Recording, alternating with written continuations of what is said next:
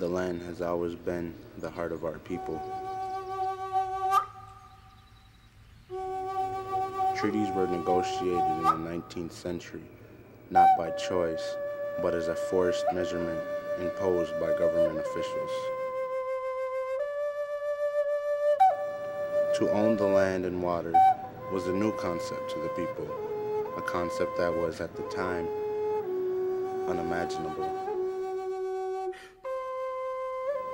The Dawes Allotment Act further relinquished the land rights of our people by parceling lands to individuals. Through this, we saw our land sold, seized, and destroyed.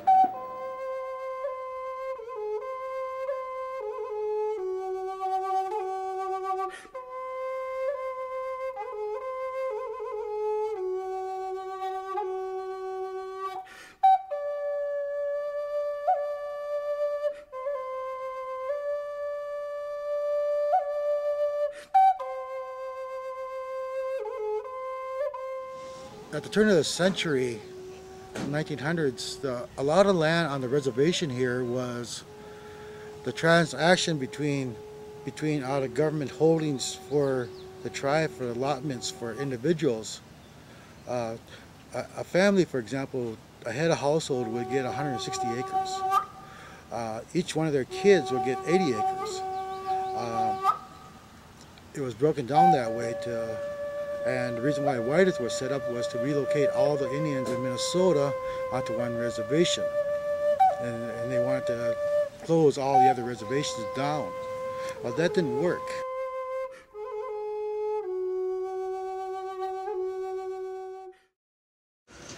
What happened during these allotments, tribal members were starting to sell their lands to non-Indians, to railroad companies, to timber companies.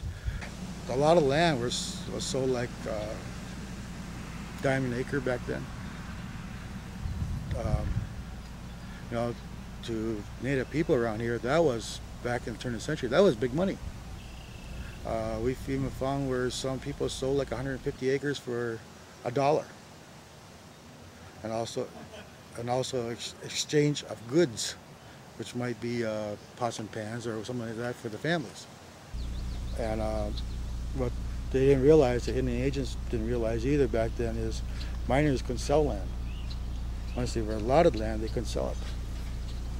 And they just went ahead and did it back then. And because of those titles like that, that's the reason why there was a hold on, put a freeze on all land purchases within, or transactions within the White Earth Reservation.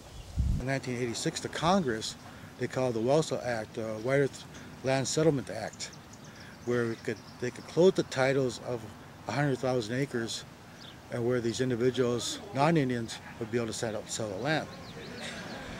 In exchange, the tribe received 10,000 acres from the state of Minnesota, and also individuals will be receiving land payments. Unfortunately, 18 years later, we're still working on this.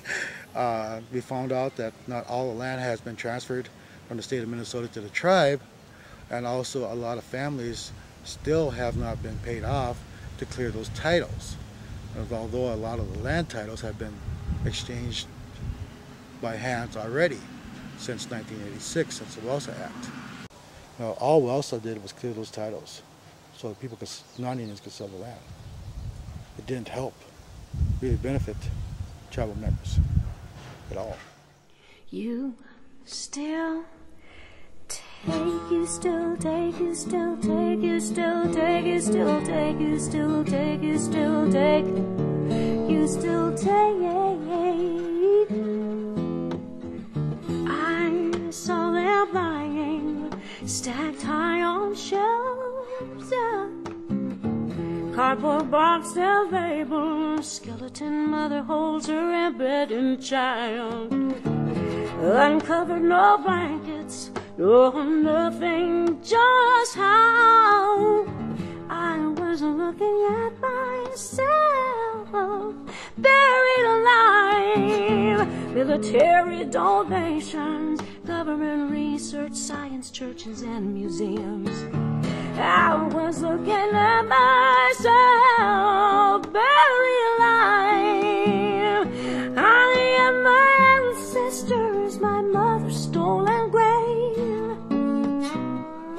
Wipe my face from the right to the elbow on this land creation came. You still take, you still take, you still take, oh, and you still take.